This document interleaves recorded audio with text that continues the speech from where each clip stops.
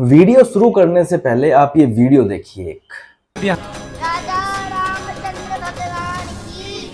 आप पर नीचे जाओ, इनको करो नीचे, पहले इनको मर्यादा है मेरी।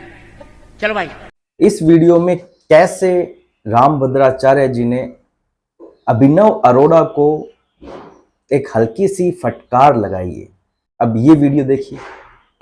महाराज जी, आजकल बच्चे संत के रूप में लगातार प्रवचन कर रहे हैं काफी संख्या में, इसके लिए आप क्या कहें? ये दुर्भाग्य है। अभिनव अरोड़ा इतना मूर्ख लड़का है वो कहता है कि कृष्ण उसके साथ पढ़ता है, शिष्टता से उसको बोलने का मायना नहीं। भगवान के उसके साथ पढ़ेंगे।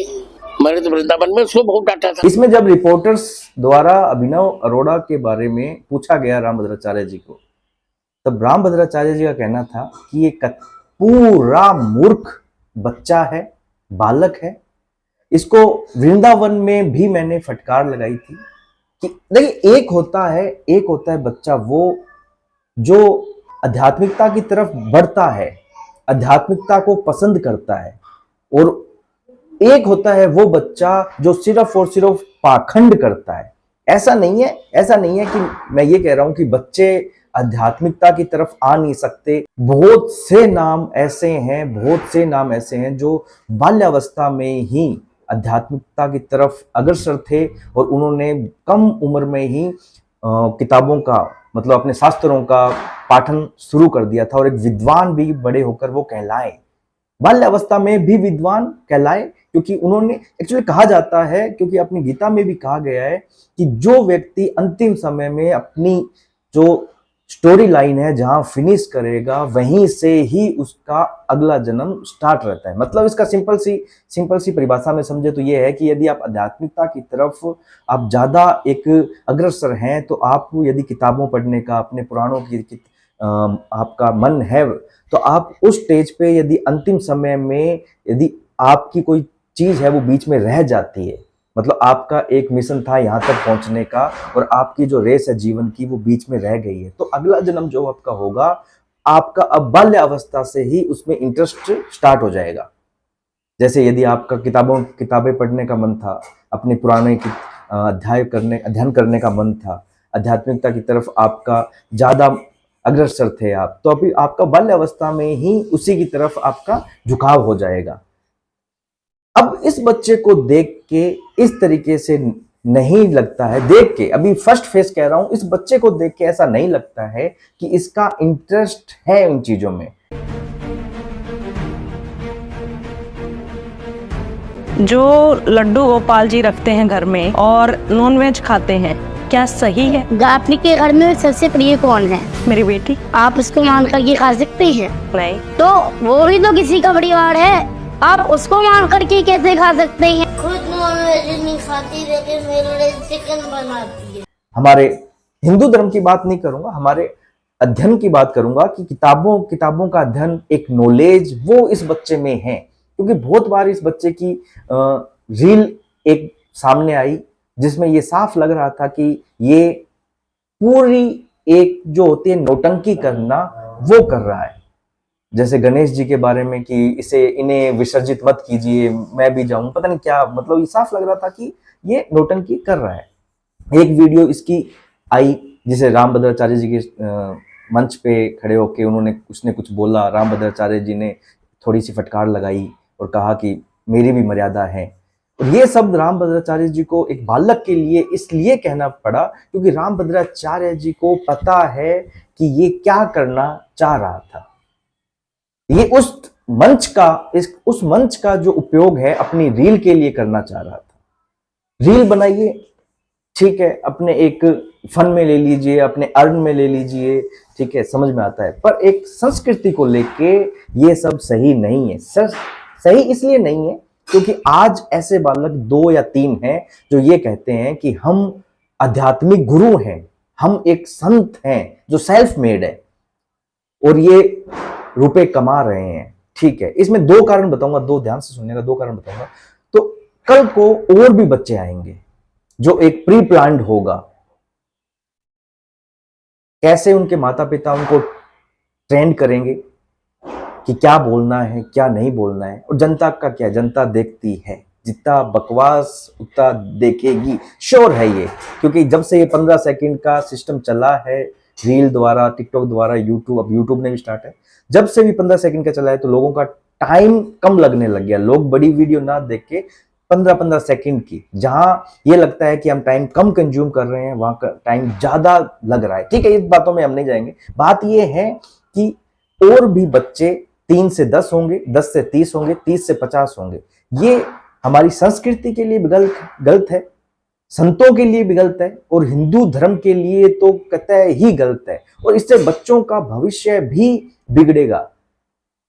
आचार्य चाणक्य ने एक बात कही थी। आचार्य चाणक्य ने कहा था कि माता पिता उसके ही दुश्मन है जो उनको पढ़ाई छुड़वा देते हैं, पढ़ाई पूरी नहीं करवाते हैं। माता पिता उस बच्चे के दुश्मन है जो पढ़ाई छुड़वा देते हैं। और अब एक चीज सोचिए कि जब ये बच्चे ऐसी लाइन में घुस जाते हैं जिनमें एक मोटा पैसा, क्योंकि सिंपल सी गणित है, पैसे के लिए ही कर रहे हैं। यदि इनको धर्म से यदि लेना देना होता, ठीक है, अपने ज्ञान से लेना देना होता, तो ऐसा वीडियो अपलोड नहीं किया जाता जिसमें ये बालक भगवान को प्रसाद चढ़ा रहा है और उधर से वीडियो ऑन है। तो अब इसका ध्यान भगवान की तरफ ज्यादा रहेगा, उनको याद करने में वो बच्चा लगेगा, या फिर उस वीडियो की तरफ रहेगा कि मैं अच्छे से ये वीडियो बनाऊं, मेरे YouTube पर, Instagram पर लाइक्स कितने आए हैं, उसमें रहेगा। इससे रुपए जरूर आएंगे, जिससे वो बच्चा अब ना स्टडी कर सकता है, पर हाँ, अपने लाइफ में वो आगे जरूर बढ़ गया है। क्योंकि आज की परिभाषा आगे बढ़ने की है रुपया। आज के प्रेजेंट टाइम में आगे कौन बढ़ रहा है? जो रुपए कमा रहा है। अब इसकी यदि स्टडी की जाए, इस बच्चे की थोड़ा सा अध्ययन किया जाए, इस बच्चे पर अभिनव अरोड़ा, इस बच्चे पर थोड़ा सा रिसर्च किया जाए, तो ये वीडियो देखिए। इस वीडियो में क्या है कि ये बच्चा बार बार इसके जितने भी आप इंटरव्यूज देखेंगे, पॉडकास्ट देखेंगे, तो ये बच्चा बार बार एक ही बात दोहराता है। ये फर्क नहीं पड़ता कि जमाना क्या कहता है, मुझे तो ये पता है कि कान्हा मुझे अपना कहता है। मुझे नहीं फर्क पड़ता कि जमाना, मुझे फर्क नहीं पड़ता। मतलब मुझे ऐसा लगता है कि इसके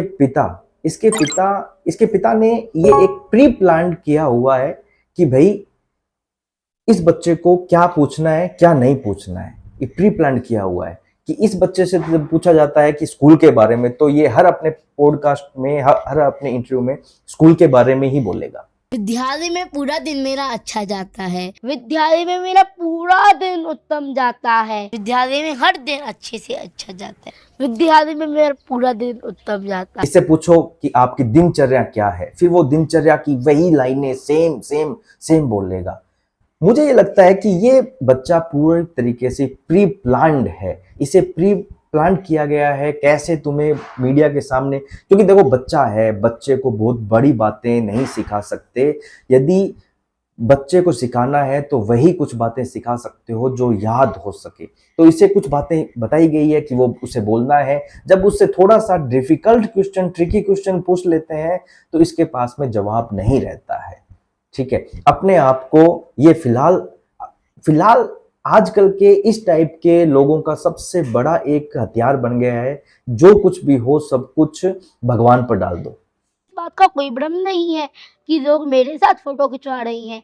मैं तो ये सोचता हूँ कि लोग मेरी भक्ति से ठाकुर जी के साथ फोटो खिंचवा रहे हैं। जो भी मेरे फॉलोवर हैं वो मेरे फॉलोवर नहीं है, वो तो मेरे ठाकुर जी के फॉलोवर। इसमें इसने ये कहा है कि यदि जो मेरे से जुड़े हुए हैं बच्चे वो डायरेक्ट ठाकुर जी से जुड़े हुए हैं, जो मेरे साथ फोटो खिंचाते हैं बच्चे वो डायरेक्ट ठाकुर जी के साथ फोटो खिंचाते हैं। फॉलोवर नहीं है, वो तो मेरे ठाकुर जी के फॉलोवर है। फॉलोवर नहीं है, वो तो मेरे ठाकुर जी के फॉलोवर। नहीं।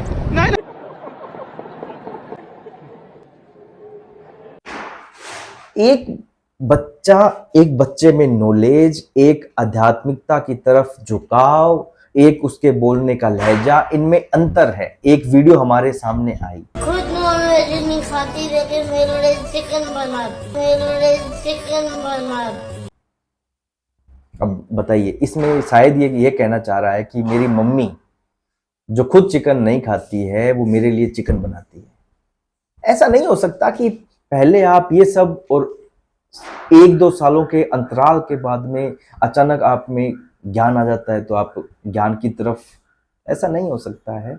और सच बताऊं, रामभद्राचार्य जी के ये बोलने के कारण अब जरूर लोगों में थोड़ी समझ आएगी कि किसे हम देखें किसे ना देखें, किसे क्या माने। सबसे बड़ी बात एक और है कि जब ऐसे बच्चे झूठ बोलते हैं प्री प्लान्ड, क्योंकि ये मेरे को नहीं लगता इसने कुछ किया है, ये एक प्री प्लान्ड है, इसकी मम्मी ने पापा ने किया होगा, एक प्लान किया होगा कि हम ऐसे ऐसे बच्चे को करते हैं जिससे अपने पास रुपए आएंगे। तो ऐसे जब आप बोलते हो कि मैं भगवान का रूप हूँ, मेरे में भगवान, मतलब जो भी आप सब ये बोल रहे हैं, जो बोलते हैं, तो उससे क्या होता है कि कोई गरीब आदमी जब अपनी प्रॉब्लम बताता है तो वो इस मन के साथ बताता है कि इसका निवारण मिलेगा। पर निवारण कैसे मिलेगा? क्योंकि यहाँ एक प्री प्लान्ड सिस्टम बैठा हुआ है जो प्लान के तहत चल रहा है।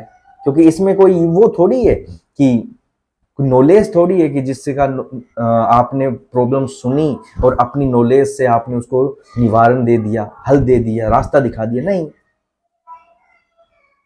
ये तो प्री प्लान्ड है, इसके पिता द्वारा रचाया गया एक षड्यंत्र है जो आज के समाज के लिए बहुत ही हानिकारक है।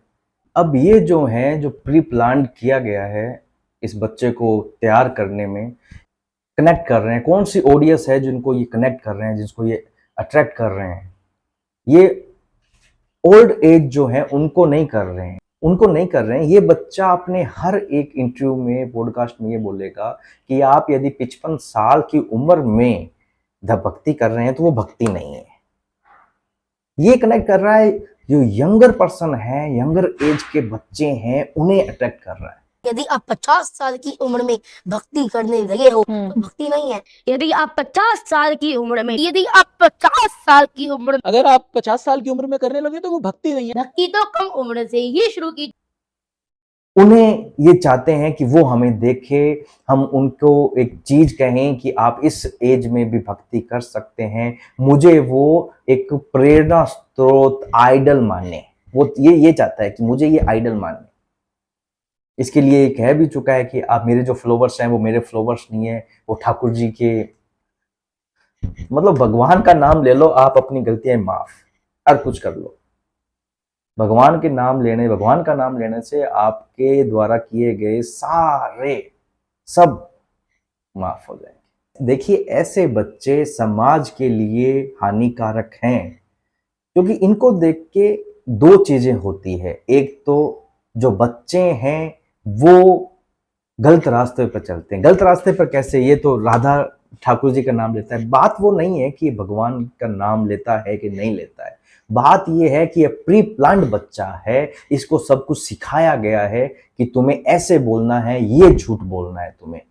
एक तरफ तो ये कहते हैं कि मैं झोंपड़ियों में रह लूंगा, मतलब इस बच्चे से मत बुलवाइए ना, यदि आपको है तो इस बच्चे से मत बुलवाइए। एक तरफ तो आप ये बुलवाते हैं इस बच्चे से कि मैं झोंपड़ियों में रह लूंगा, और एक तरफ आप ब्रांडिंग की एक प्रमोशन, ब्रांड जो है उनके प्रमोशन करते हैं आप। किस लिए? झोंपड़ियों के लिए नहीं, मोटे रुपयों के लिए। सिंपल सी बात है ना। तो एक तरफ आप बच्चों से कुछ बुलवा रहे हैं और एक तरफ आप मोटा रुपया भी कमा रहे हैं। तो जिससे क्या होगा कि आज का जो समाज है वो भी इस रास्ते पर निकल पड़ेगा कि अच्छा, भगवान का नाम लेने से सुकून तो मिलता ही है, रुपए भी आते हैं। इस तरीके से आज 3 है, कल 10, 15 बढ़ते जाएंगे बच्चे। और समाज के लिए गलत है, इस देश के लिए गलत है, अपनी संस्कृति के लिए गलत है, बच्चों के भविष्य के लिए गलत है। और इसका जिम्मा हमें भी लेना होगा कि हमें क्या लिखना है, क्या नहीं। ये थोड़ी सी सजगता हमारे अंदर भी होनी चाहिए कि हम किस तरीके के कंटेंट को देखें, किस तरीके के कंटेंट को ना देखें। हमें ये बातें हमारे बच्चों को, यूथ को, जो छोटे बच्चे हैं उन्हें समझानी होगी कि धर्म के लिए, अध्ययन के लिए, आध्यात्मिकता के लिए कौन सही है कौन नहीं। वरना जो आज हमारे धर्म गुरु संत जो कर रहे हैं, एक प्रचार कर रहे हैं हिंदू धर्म का, वो कम होते होते ये लोग ज्यादा ऊपर उठेंगे। क्योंकि इनकी प्रचार में, मतलब ये जो रील बनाते हैं इनके प्रचार में म्यूजिक है, एक एंगल है, एक डायरेक्शन है। हमारे साधु संतों के प्रवचन में वो म्यूजिक नहीं है, वो डायरेक्शन नहीं है। तो ऑडियंस को क्या चाहिए? एक मसाला। यदि वो मसाला उनमें दिखने लग गया तो हमारे साधु संत नीचे हो जाएंगे। देखिए बात सिंपल सी है, हमें समझाना होगा हमारे बच्चों को कि जहां धर्म की बात आए तो हम क्या देखें क्या नहीं, जहां अध्ययन की बात आए तो हम क्या देखें क्या नहीं, जहां आध्यात्मिकता की बात आए तो हम किसे चुने और किसे सुने। ये बहुत जरूरी है, इसका सही पर्सन होना हमारे सामने। दो बातें कह के, दो मीडिया के सामने, दो पॉडकास्ट में, और उन्हीं का ही बार बार जिक्र करना कि एक बात पूछो इससे कि नॉनवेज तुम क्यों नहीं खाते हो, तो वही बात बार बार कहना कि आप अपने घर में किसी प्रियजन की अंगुली खा सकते हो? नहीं, तो वो भी किसी का है, बच्चा है, कैसे? बात वो नहीं है कि आप एक एक बात बार बार कह रहे हो, बात वो है कि कैसे एक बच्चे द्वारा ये सेटअप करना कि अब ये बताओ कि अब तुम नॉन वेजिटेरियन हो। तो पहले आज से 2 साल 3 साल पहले का ये वीडियो है, तो पहले उस वीडियो में कहा गया है कि मैं नॉनवेज खाता था, मेरी मम्मी बना रही है नॉनवेज, तो तब, और अचानक ऐसा क्या है कि 1.5 साल 2 साल में आपका हृदय परिवर्तन होता है और आप अचानक आपको ठाकुर जी की, राधा रानी की याद आ जाती है, सिर्फ इसलिए कि मोटा पैसा। समाज से कोई लेना देना नहीं है, धर्म से कोई लेना देना नहीं है, बच्चों के भविष्य से कोई लेना देना नहीं है। क्यों नहीं है? क्योंकि मोटा पैसा आ रहा है, और इसके पापा को, इसके फैमिली को इससे भी कोई लेना देना नहीं है, क्योंकि जब ये बड़ा होगा तो अपने बच्चे रहते हुए जो चीजें ये कर सकता था वो सब खत्म कर देगा ये। क्योंकि झूठ के लिए पूरा एक प्लान करना पड़ता है तैयार, और सच्चाई में कुछ नहीं करना पड़ता। जैसे चल रहे हो, जैसे चल रहा है जीवन चलेगा, बस। सच्चाई की अच्छाई ये है कि आपको प्लान शब्द इसमें नहीं ऐड होता। और झूठ का सबसे बड़ी बुराई ये है झूठ की कि आपको अपना सारा फोकस झूठ पर लगाना होता है। जब तक झूठ परफेक्ट ना हो आपको उसमें अपना दिमाग लगाना होता है, और आखिर में झूठ परफेक्ट हो भी जाता है। और यही इस बच्चे की, इसके परिवार ने किया है, इस झूठ को परफेक्ट बना दिया है। इतना परफेक्ट बना दिया है कि अब ये खुद भी अपने आप को ईश्वर का बच्चा समझता है कि मैं ठाकुर जी का ही बच्चा हूं। बच्चे सभी भगवान के हैं, पर ये अपने आप को थोड़ा स्पेशल समझता है। इसलिए समझता है कि कहता है कि जितने मेरे फॉलोवर्स हैं वो सब ठाकुर जी के फॉलोवर्स हैं। आप मेरे साथ फोटो खिंचाइए तो डायरेक्ट आप ठाकुर जी के साथ फोटो खिंचा रहे हो। कमाल है, कमाल। बच्चों पर क्या असर नहीं, इसकी जिम्मेदारी माता पिता को लेनी होगी। और ऐसे इस बच्चे की माता पिता की तरह नहीं कि समाज को भी अंधेरे में रखेंगे क्योंकि रुपए आ रहा है, हम हमारे बच्चे को भी अंधेरे में रखेंगे क्योंकि रुपए आ रहा है। और एक झूठ को जब बार बार बोला जाता है ना, एक झूठ को बार बार बोला जाता है, तो समय रहते वो झूठ दिमाग पर इतनी ज्यादा पकड़ मजबूत कर लेता है कि वो बात सत्य लगने लगती है। अब कुछ लोग कहेंगे कि इसमें गलत क्या है, क्योंकि ये भगवान का नाम ले रहा है। भगवान का नाम आदर पूर्वक लिया जाए, उसके साथ में सत्यता हो, मन में अच्छाई हो तो सही है। यदि भगवान के नाम के कारण आडंबर रचा जा रहा है, उसके पीछे एक झूठ का एक परिवेश है जिसके कारण एक मोटा पैसा कमाने की लालसा है, तो गलत है। शब्द आता है कि बहुत से साधु संत भी ये सब करते हैं, वो भी तो भगवान के नाम पर रुपया लेते हैं। उनके साथ में पूरा क्रू होता है, एक टीम होती है जो अपने कथा कहने के रुपए वो इसलिए लेते हैं कि उन सब का परिवार उन चीजों से चलता है, उस पंडाल का खर्चा उन रुपयों से चलता है। वो जब तक कथा करते हैं तब तक जितने भी सदस्य वहां हैं उन सब का खर्चा उन रुपयों से ही चलता है। पर ऐसा बच्चा क्रिएट करना जो अपने आप को भगवान का ही रूप कहे, वो सही नहीं है। वो सही इसलिए नहीं है कि बच्चों के भविष्य का सवाल है, खुद बच्चों का सवाल है, बच्चों के बचपन का सवाल है। इस तरीके से बच्चों के बचपन को आप खत्म कर रहे हैं, क्योंकि अब इससे आगे की स्टेज क्या है? इससे आगे की स्टेज ये है कि क्यों ना हम हमारे बच्चों को इस तरीके से क्रिएट किए करें, इस तरीके से बना दें कि वो एक जरिया बन जाए रुपए कमाने का। और आज के दौर में रुपए कमाने का जरिया सोशल मीडिया, नेगेटिविटी।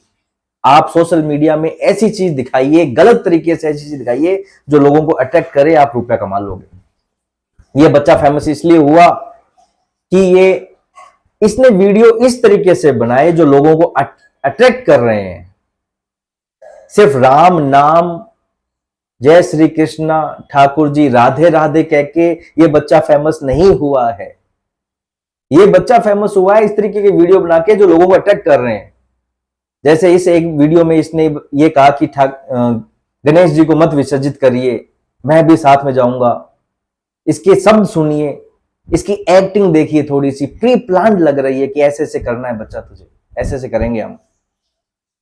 और एक बहुत बड़ी बात है, इसके पिता के बारे में बताऊंगा मैं, जो एक बहुत बड़ा कुछ पता चला है, जो इसके पिता को बिजनेस में क्या हुआ था, कैसे इसने, ये अगले वीडियो में हम डिस्कस इसके बारे में करेंगे कि इस चीज के प्रूफ के साथ में कि कैसे ये बच्चा क्रिएटेड है, प्री प्लान्ड है, कैसे जो इससे करवाया जा रहा है वो इसके पिता द्वारा करवाया जा रहा है।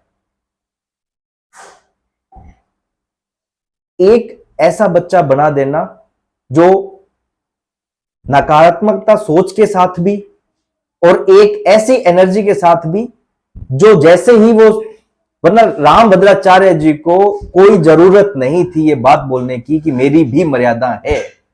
ये सब सुनने में जरूर 3 या 4 शब्द हैं, सुनने में जरूर छोटे लग सकते हैं, पर किसी संत के लिए, साधु के लिए, सन्यासी के लिए, उनके लिए ये सब छोटे नहीं है। मर्यादा शब्द उनके लिए छोटा नहीं है। जब रामभद्राचार्य जी ने ये शब्द बोले कि मेरी भी मर्यादा है, तो उनके दिमाग में बहुत कुछ चल रहा था, बहुत कुछ, पर फिर भी उन्होंने यही शब्द यूज किए, यही शब्द उस समय बोल पाए, क्योंकि उन्हें पता है कि कौन सच्चे मन से स्टेज पे है, कौन सच्चे मन से स्टेज पे नहीं है। विद्वानों के बीच में यदि एक मूर्ख रहता है तो उसे बोलने की जरूरत नहीं पड़ती है कि भाई, उसे प्रवचन देने की जरूरत नहीं पड़ती है कि मैं अच्छा हूं कि बुरा हूं। विद्वानों के बीच में बैठा हुआ मूर्ख अपने आप हरकतों के कारण पता चल जाता है कि ये मूर्ख है इसके बीच में, जैसे हंस के बीच में बगुला। ये इसी कारण उस दिन मंच पे रामभद्राचार्य जी ने ये सब बोले, और इससे पहले भी रामभद्राचार्य जी ने बोला हुआ है इस बच्चे को, बस उसकी वीडियो सोशल मीडिया पे नहीं है। तो आज का वीडियो हम यहीं समाप्त करते हैं। अगले वीडियो में ये जरूर बात करेंगे, ये जरूर बताऊंगा कैसे इसके पिता द्वारा ही इस बच्चे को क्रिएट किया गया है इन सब चीजों के लिए। वो सब वीडियो मैं आपको इस वीडियो में अपलोड करके बताऊंगा, जिससे साफ पता चलता है इस बच्चे के ये ऐसा बनने में इसके पिता का हाथ है। जय श्री राम। आज का वीडियो में यहीं समाप्त करते हैं, कल मिलेंगे इसके दूसरे भाग में।